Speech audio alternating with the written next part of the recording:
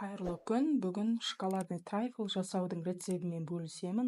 Лайк басып, каналға тіркелуді ұмытпа. Бізге қажетті електен өткізілген жоғарғы сұрыпты 100 грамм ұнымыз, 120 грамм қантымыз, сұйық майымыз, 40 миллиграмм, 2 жұмыртқамыз, 1 чайный ложка қопсытқыш, електен өткізілген 20 грамм какао және қайнаған суымыз. Қайнаған су жылы болуы тиіс.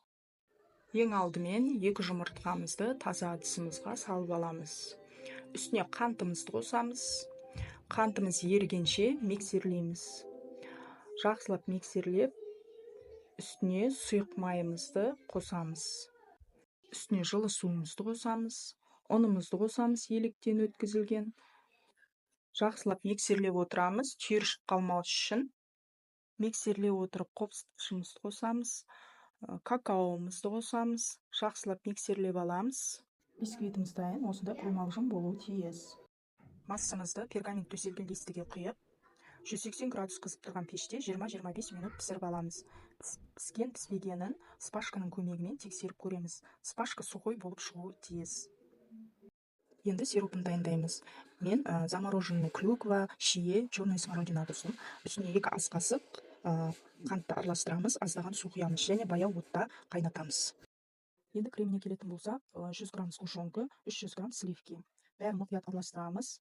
Миксердің көмегімен осындай қоймалжың масса болуы тиіс. Бисквитіміз пісіп шықты, суығасын пышақтың көмегімен төрт-бұрышты етіп тураймыз. Қолмен үгітсек те болады, қалауымыз бойынша.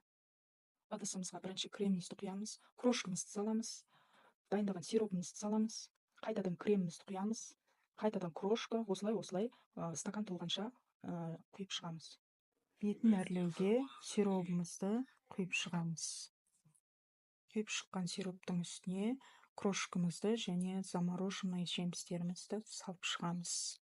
Шоколадты трайфлымыз дайын, жасап көріңіздер. Маған тіркеліп, лайк басуды ұмытпаңыздар. Мен сіздермен қызықты рецепттермен бөлісетін боламын. Ас болсын.